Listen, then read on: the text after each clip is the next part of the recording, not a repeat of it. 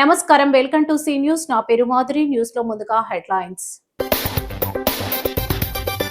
దేశ భవిష్యత్తును నిర్దేశించిన ఆర్థిక బడ్జెట్ కేంద్ర మంత్రి కింజరాపు రామ్మోహన్ నాయుడు.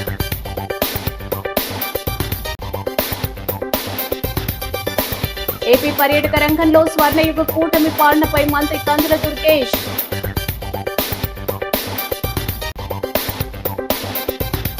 ఎట్టకేలకు కూర్మాపురంలో పట్టుబడిన పెద్ద పులి విశాఖపట్నం జూకి తరలించిన అధికారులు.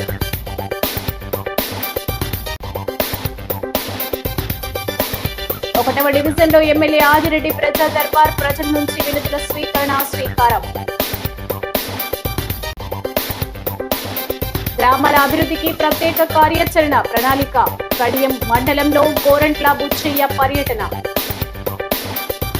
ఇక డీటెయిల్స్ చూస్తే 2047లో వికసిత్ భారత్ సాధించాలనే లక్ష్యంతో కేంద్ర ఆర్థిక శాఖ మంత్రి నిర్మలా సీతారామన్ ప్రవేశపెట్టిన బడ్జెట్ ఉందని, ఆంధ్రప్రదేశ్ కు కూడా పలు ప్రయోజనాలు చేకూర్చుతూ బడ్జెట్ రూపకల్పన చేశారని కేంద్ర పౌర విమానయాన శాఖ మంత్రి రామ్మోహన్ నాయుడు అన్నారు.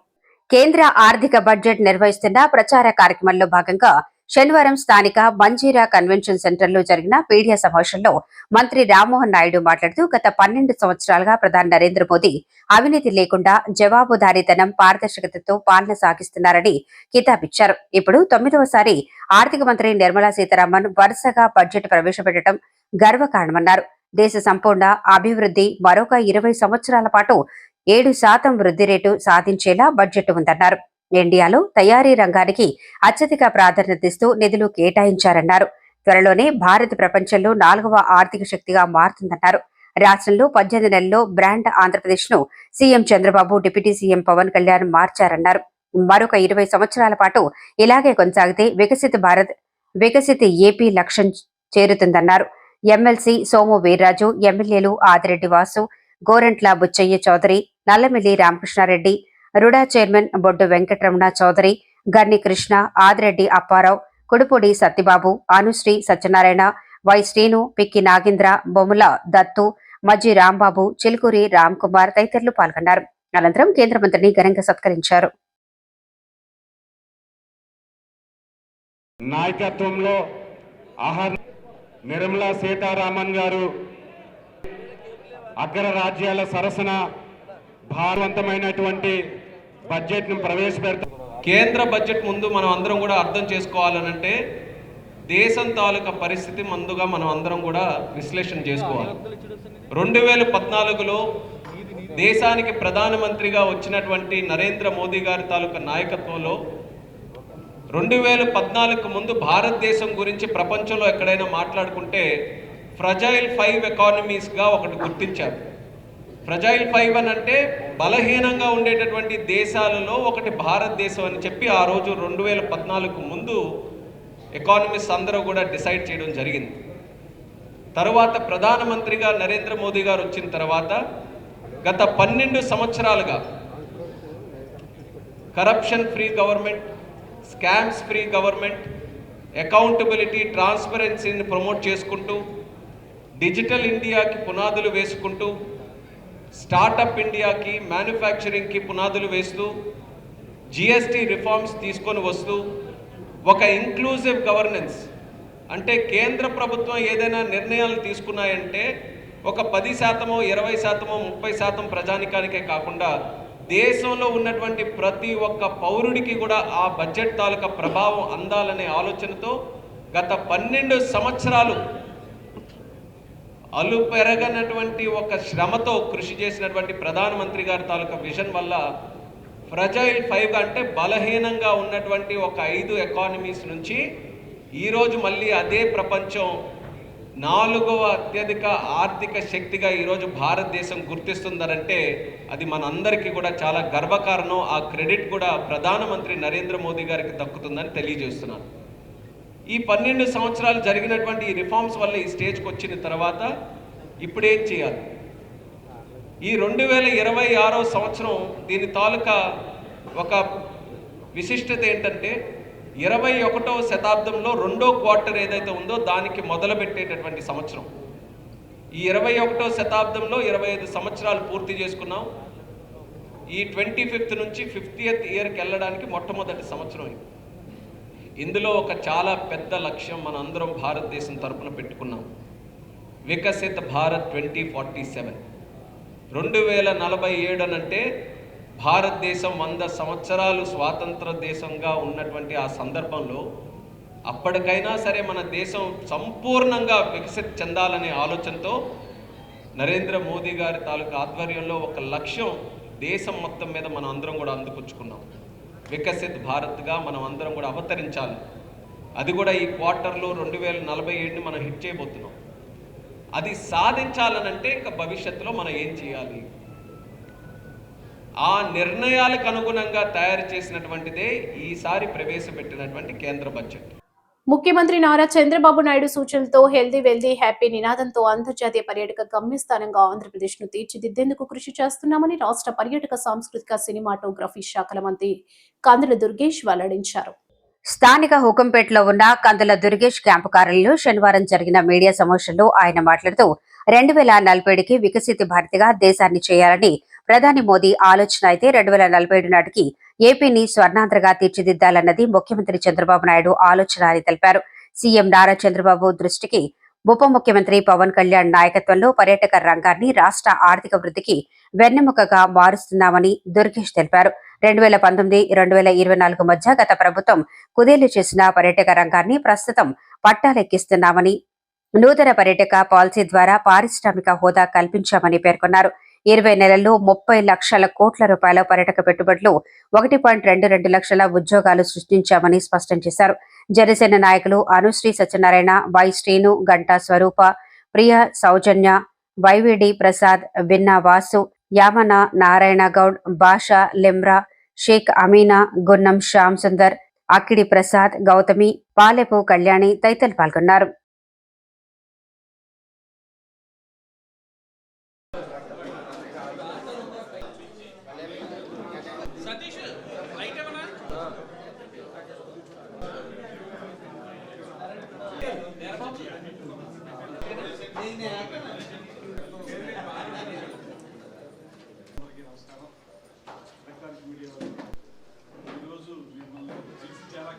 ముఖ్యంగా ఈ మధ్యకాలంలో జరిగినటువంటి డెవలప్మెంట్స్, ఎస్పెషల్ విజయవాడ, విశాఖపట్నం, ఢిల్లీ తదితర ప్రాంతాల్లో ఏర్పాటు చేసినటువంటి, తిరుపతి ప్రాంతాల్లో ఏర్పాటు చేసినటువంటి పెట్టుబడిదారుల సదస్సు 117కు పైగా, అదేవిధంగా 27 స్టేట్ ఇన్వెస్ట్మెంట్ ప్రమోషన్ బోర్డులో ముఖ్యమంత్రి అడ్వెంచర్ కార్యక్రమాలు ప్రారంభించబోతున్నాం. బ్లూ ఫ్లాగ్ బీచ్ మనకు ఆల్రెడీ వైజాగ్లో విషుకొండకి బ్లూ ఫ్లాగ్ బీచ్ ఉంది. దాంతోపాటు ఇతరత్ర మనకి మైపాడు అద్భుతమైనటువంటి సీ కోస్ట్ చేయడానికి ప్లానింగ్ చేస్తా ఉన్నాం. ఉప ముఖ్యమంత్రి పవన్ కళ్యాణ్ గారి ఆలోచన ప్రకారం ఎకో టూరిజంని డెవలప్ చేయడానికి, అదేవిధంగా హెల్దీ వెల్దీ హ్యాపీ ఆంధ్రప్రదేశ్ రావాలని ముఖ్యమంత్రి చంద్రబాబు నాయుడు గారు, అదేవిధంగా ఉప ముఖ్యమంత్రి పవన్ కళ్యాణ్ గారు ఒక ప్రత్యేకమైనటువంటి కార్యాచరణతో ముందుకెళ్తున్నటువంటి నేపథ్యంలో 2047కి భారతదేశాన్ని వికసిత భారత్గా చేయాలని కేంద్ర ప్రభుత్వం ఆలోచిస్తే స్వర్ణాంధ్రగా తయారు చేయాలనేటువంటి ఆలోచన మన రాష్ట్ర ప్రభుత్వం ముఖ్యమంత్రి చంద్రబాబు నాయుడు గారి నేతృత్వంలో జరుగుతుంది. అందులో భాగంగా అన్ని రంగాల్లో కూడా అభివృద్ధి జరుగుతూ ఉంది.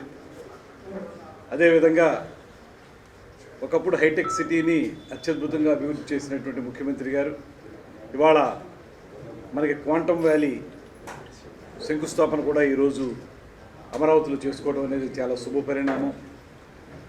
అదేవిధంగా పర్యాటక రంగానికి వచ్చేటప్పటికి కూడా ఈ మధ్యకాలంలో చేపట్టినటువంటి అనేక అభివృద్ధి కార్యక్రమాలు అవన్నీ కూడా ఇవాళ రాష్ట్రాన్ని 2019-24 వరకు వైఎస్ఆర్ కాంగ్రెస్ ప్రభుత్వం పర్యాటక రంగంలో చేసినటువంటి భ్రష్టత్వాన్ని నివారించి నెమ్మదిగా మళ్ళీ పట్టాలెక్కిస్తున్నటువంటి శుభ సందర్భాన్ని ఈ సందర్భంగా గుర్తు చేస్తూ ఇవాళ 2024-29కి గాను ఒక పర్యాటక పాలసీని తీసుకురావడం మాత్రమే కాకుండా ఇండస్ట్రీ స్టేటస్ అనేది టూరిజంకి ఇవ్వడం అనేటువంటి కార్యక్రమం, అదేవిధంగా పబ్లిక్ ప్రైవేట్ పార్ట్నర్షిప్ విధానంలో అనేక మంది పెట్టుబడిదారులను ఆకర్షించి ఇవాళ రాష్ట్రంలో టాప్ బ్రాండెడ్ హోటల్స్ని కానీ రిసార్ట్స్ని కానీ పెట్టుబడులు పెట్టడానికి తీసుకురావటం.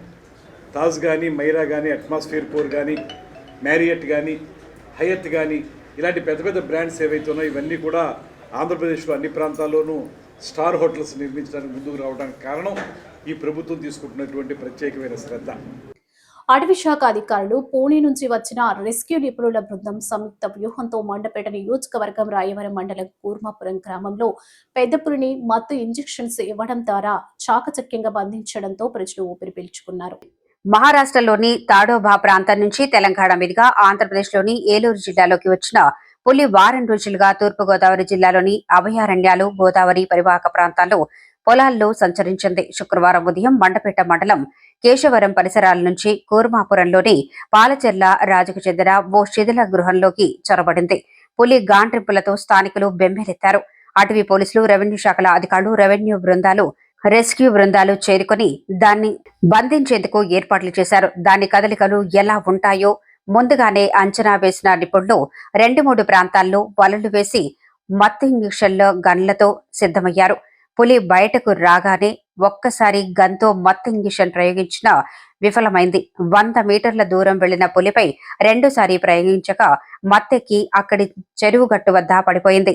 తర్వాత బోన్లో బంధించి రాజమహేంద్రవరం తరలించారు. వైద్య పరీక్షలు నిర్వహించి విశాఖపట్నంలోని జంతు సంరక్షణ కేంద్రానికి తరలించారు.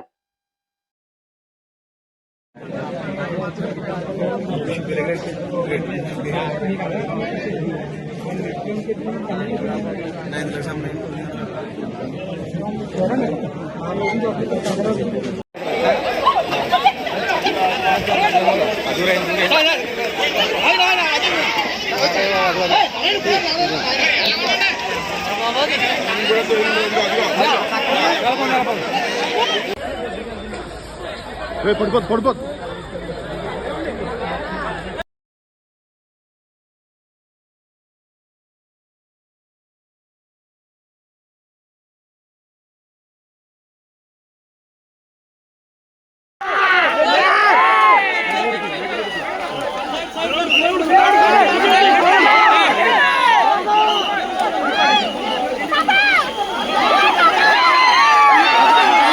గత వైఎస్ఆర్ కాంగ్రెస్ పార్టీ ప్రభుత్వ పాలకులు అన్ని వ్యవస్థలు, సంక్షేమ పథకాల్లో చేసిన తప్పులను ప్రస్తుతం తాము సరిచేస్తున్నామని రాజమహేంద్రవరం సిటీ ఎమ్మెల్యే ఆదిరెడ్డి శ్రీనివాస్ అన్నారు. స్థానిక 1వ డివిజన్ సబ్బారావు పేట సచివాలయం వద్ద ప్రజా దర్బార్ నిర్వహించారు. ఈ సందర్భంగా ఆయన ప్రజల నుంచి అర్జీలు స్వీకరించి సమస్యలు సత్వర పరిష్కారం కోసం నగర పాలక సంస్థ అధికారులు, సచివాలయ సిబ్బంది, పోలీసులకు ఆదేశాలిచ్చారు. అనంతరం ఎమ్మెల్యే ఆదిరెడ్డి మాట్లాడుతూ 1వ డివిజన్లో ఇప్పటి వరకు 80 లక్షల రూపాయల అభివృద్ధి పనులు చేయడం జరిగిందని, మరో 80 లక్షలు అభివృద్ధి పనులు త్వరలోనే ప్రారంభం కానున్నాయన్నారు. ప్రజల అర్జీలు విని స్వర్ణ వార్డు వ్యవస్థ ద్వారా సంక్షేమ అభివృద్ధి కార్యక్రమాలు వేగంగా అమలు చేస్తామని హామీ ఇచ్చారు. స్వర్ణవార్డు మన బంగారు కుటుంబాల్లా మెరుస్తున్నాయన్నారు. గత పాలకులు ఎన్నికల సమయంలో ఓట్ల కోసం దొంగ పట్టాలు ఇచ్చారని ఆరోపించారు. వాటిని తాము సరిచేసి అర్హులకు మంచి స్థలాలు, టిట్కో ఇళ్లు త్వరలోనే మంజూరు చేయడం జరుగుతుందన్నారు. మాజీ కార్పొరేటర్ కడలి రామకృష్ణ పర్యవేక్షణలో జరిగిన ఈ కార్యక్రమంలో టీడీపీ రాష్ట్ర ప్రధాన కార్యదర్శి గన్ని కృష్ణ, నగర అధ్యక్షులు మజ్జి రాంబాబు, గౌతమి, జీవకారుణ్య సంఘం చైర్మన్ వరి శ్రీనివాసరావు, కూటమి నాయకులు పాల్గొన్నారు.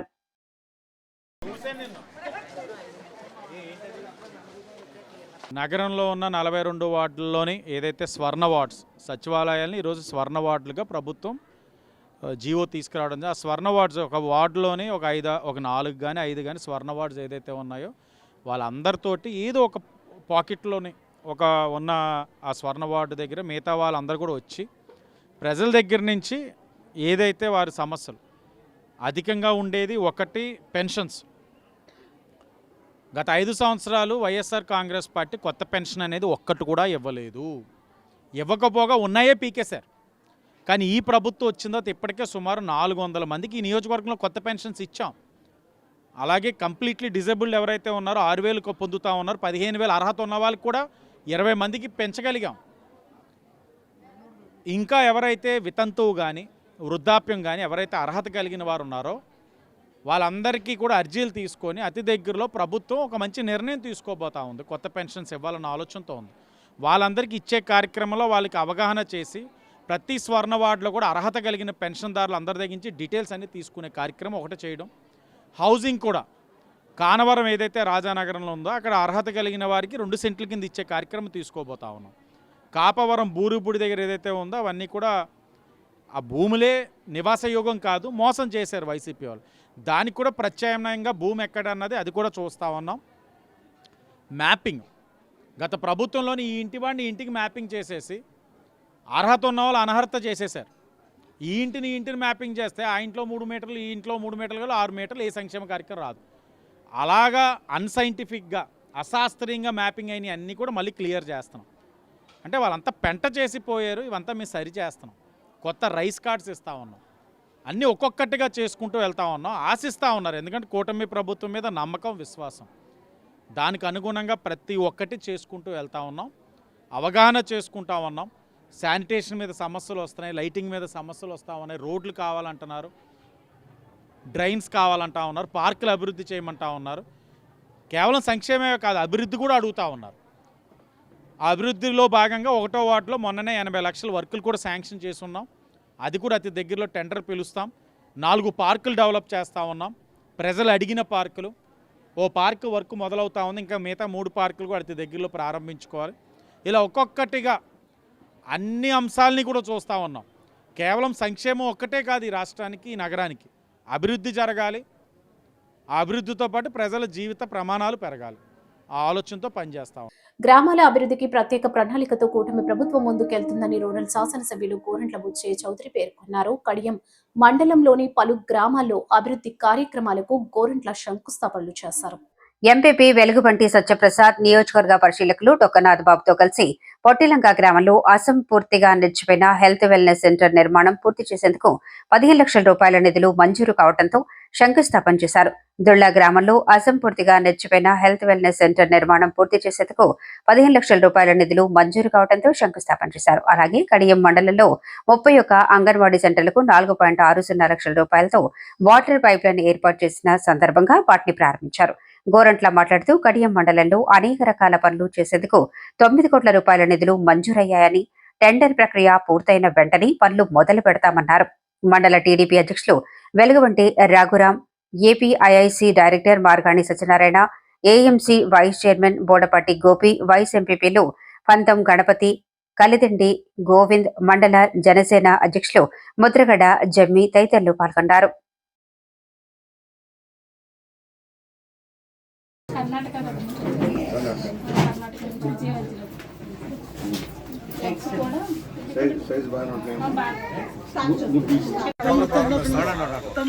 దీంట్లో ఏదైతే ఆగిపోయిన ఈ బిల్డింగ్ కోసం ఫిఫ్టీన్త్ ఫైనాన్స్ నుంచి 15 లక్షలు వెచ్చించి దీన్ని పూర్తి చేస్తా ఉన్నారు. ఒక 4 రోజులు అయిపోతాం, 4 రోజులు ఇది కంప్లీట్ చేస్తాం. అదేవిధంగా విలేజ్ హెల్త్ ఇంకో 14 లక్షల రూపాయలు దాంట్లో కూడా కేటాయింపు అయింది. ఆ 2 కంప్లీట్ అయిపోతే బిల్డింగ్లు అందుబాటులోకి వస్తాయి. ఇది కాకుండా 77 లక్షల రూపాయలతో కొన్ని రోడ్లు వేస్తా ఉన్నాం. 77 లక్షల రూపాయల వర్క్లు కూడా బిగినాయి. రాబోయే 2 నెలల్లో కంప్లీట్ అయిపోతాయి. మార్చి ఎండింగ్ కల్లా ఈ మొత్తం దొడ్డల వరకు వర్క్లన్నీ కంప్లీట్ చేసుకోండి. పెద్ద గ్రాంట్ ఏమొస్తే దాంట్లో వర్కౌట్ చేస్తాం. ఇప్పుడు జల మిషన్ మీదే మనం పోరాటం నడుస్తుంది. జల మిషన్ కనుక వస్తే కొంత సమస్య పరిష్కారం అవుతుంది. డ్రైన్ల సమస్య ఉంది మనకి, ప్రధానమైనది డ్రైన్ల సమస్య. దాని మీద కొంచెం సర్వే జరగాలి. ఎంఆర్ఓ గారిని నన్ను పెట్టేసి త్వరలోనే సర్వే చేస్తాం. మాస్టర్ సర్వే లాగా ఇప్పుడు ఎట్లా రైతు వారి పాస్ పుస్తకాలు ఇస్తున్నాం, మొదలెట్టాం కదా. అది అలాగే రాబోయే రోజుల్లో సర్వే కూడా చేసి డ్రైనేజ్ వ్యవస్థ మీద కూడా కడియం మండలం వరకు ప్రత్యేకించి సర్వే చేయించి దాన్ని కంప్లీట్ చేసి మార్గం ఏర్పాటు చేయాలి, నీరు వెళ్ళే మార్గాలు ఏర్పాటు చేయాలి. దాని మీద వర్కౌట్ చేస్తాను సవినీయంగా మనం చేస్తూ.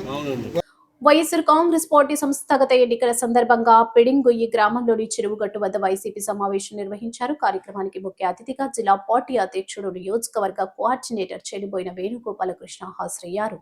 జిల్లా పార్టీ అధ్యక్షుడు వేణు మాట్లాడుతూ సంస్థాగత కమిటీల నిర్మాణంపై పార్టీ అధ్యక్షులు వైఎస్ జగన్మోహన్ రెడ్డి ప్రత్యేక దృష్టి సారించారన్నారు. జిల్లా పార్టీ అధ్యక్షుడిగా నేను ప్రతి గ్రామానికి కలియ తిరుగుతున్నానని, అదేవిధంగా పార్టీ నాయకులు, కార్యకర్తలు కూడా తమ వంతుగా కృషి చేసి పేటల్లో తిరుగుతూ ప్రజలకు జగన్ ఇచ్చిన సంక్షేమాలు వివరించాలని, కూటమి ప్రభుత్వం అనేక హామీలిచ్చి అధికారంలోకి వచ్చి కూడా ఇప్పుడు ఆ పథకాలను అమలు చేయడంలో విఫలమైందని వివరించాలని సూచించారు.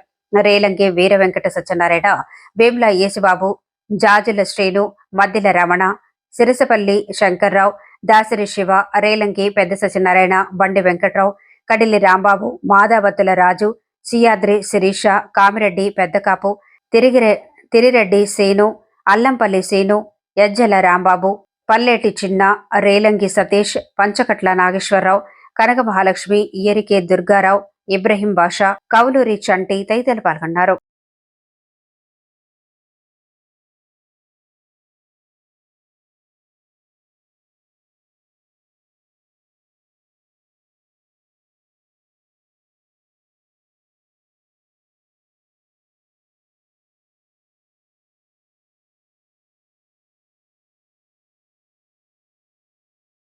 చేశాడంటే వైఎస్ఆర్ కాంగ్రెస్ పార్టీ చెప్పుకోవడానికి ఏ పార్టీ వాడైనా, అది తెలుగుదేశమా, బీజేపీయా, జనసేన, ఇంకొకడైనా ఆరోగ్యశ్రీ వచ్చిందంటే ఎవరు కారణం? రాజశేఖర రెడ్డి గారు కదా. అటువంటి ఒక 2027 జూన్ 26 నుంచి జూలై 7 వరకు గోదావరి పుష్కరాలను అత్యంత వైభవంగా భక్తులతో ఎలాంటి ఇబ్బందులు కలగకుండా విజయవంతంగా నిర్వహించడమే ప్రభుత్వ ప్రధాన లక్ష్యమని పర్యాటక సాంస్కృతిక సినిమాటోగ్రఫీ శాఖ మంత్రి కందుల దుర్గేష్ స్పష్టం చేశారు. రాజమహేంద్రవరం కలెక్టరేట్లో గోదావరి పుష్కరాల ఏర్పాటుపై ప్రజాప్రతినిధులు, జిల్లా అధికారులతో సమీక్ష సమావేశం నిర్వహించారు.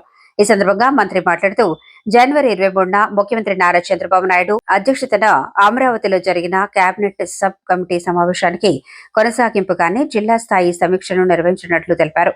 పుష్కరాల నిర్వహణలో పోలీసు, రెవెన్యూ, మున్సిపల్, దేవాదాయ, పర్యాటక, ఇరిగేషన్, విద్యుత్, R&B, పంచాయతీ రాజ్ శాఖలో సమన్వయంతో పనిచేయాలని సూచించారు. త్వరలోనే రాష్ట్ర స్థాయి అధికారులు హెచ్ఓడీలతో కలిసి పూర్తి స్థాయి కార్యాచరణ ప్రణాళికను సిద్ధం చేస్తామని తెలిపారు. ఎస్వీడీ నరసింహ కిషోర్, కమిషనర్ రాహుల్ మీనా, ఎమ్మెల్సీ సోము వీరాజు, ఎమ్మెల్యేలు గోరంట్ల బుచ్చయ్య చౌదరి, నల్లమిల్లి రామకృష్ణారెడ్డి, వేగుళ్ల జోగేశ్వరరావు, పత్తుల బలరామకృష్ణ, జ్యోతుల నెహ్రూ, రాష్ట్ర skill development chairman Burugupalli Sesharao, ఆర్డీఓలు K Bhaskar Reddy, in charge Rani Sushmita, corporation డైరెక్టర్లు, చైర్మన్లు, ఇతర జిల్లా అధికారులు పాల్గొన్నారు.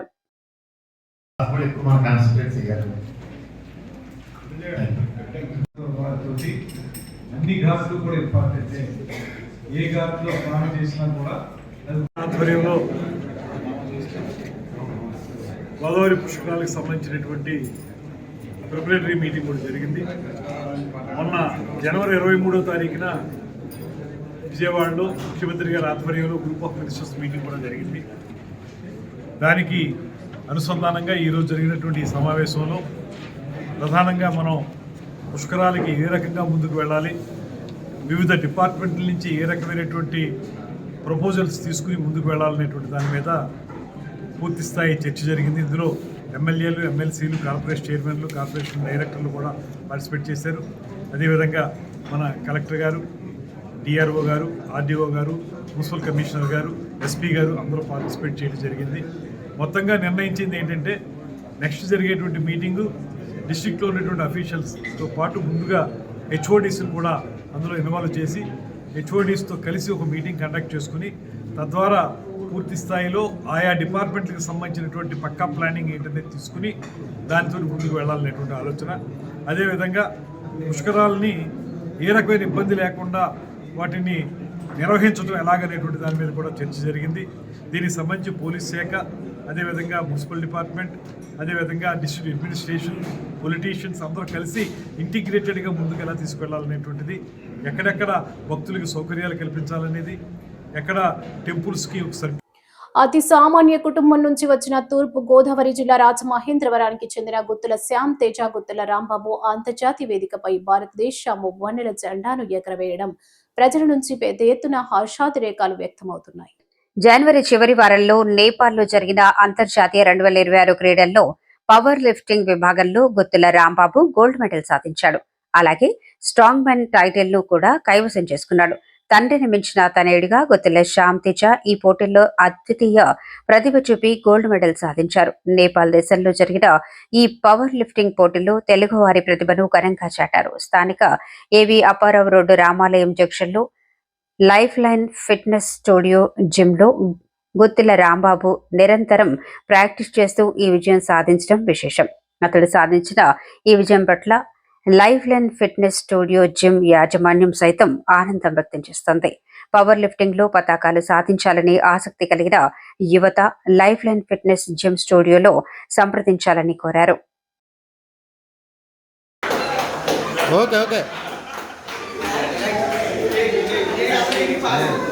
అదే ఈ లేడీస్ అయితే అందరూ ఇలా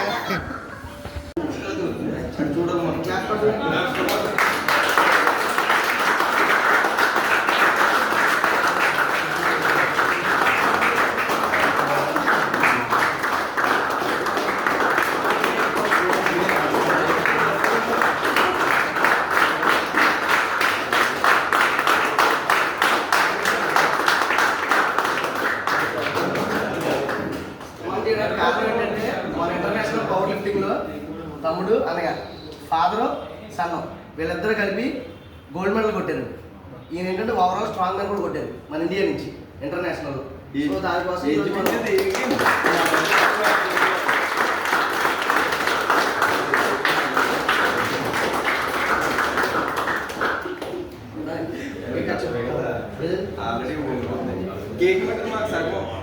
ప్రభా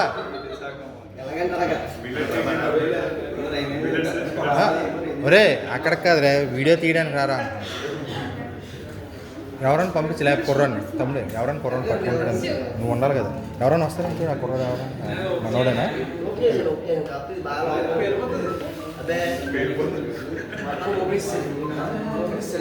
అలా ఎలా పట్టుకో సరిపోద్ది.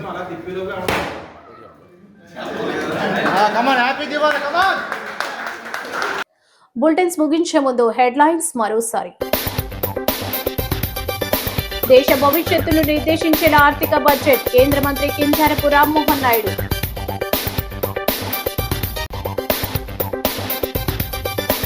ఏపీ పర్యాటక రంగంలో స్వర్ణయుగ కూటమి పాలనపై మంత్రి కందుల దుర్గేష్.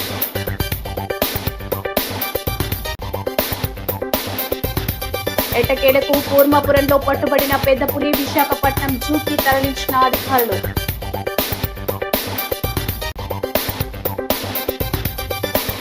ఒకటవ డివిజన్లో ఎమ్మెల్యే ఆదిరెడ్డి ప్రజా దర్బార్ ప్రజల నుంచి వినతుల స్వీకరణ శ్రీకారం. గ్రామాల అభివృద్ధికి ప్రత్యేక కార్యాచరణ ప్రణాళిక. కడియం మండలంలో గోరంట్ల బుచ్చయ్య పర్యటన. ఈ వార్తలు ఎంతటితో సమాప్తం. నమస్కారం.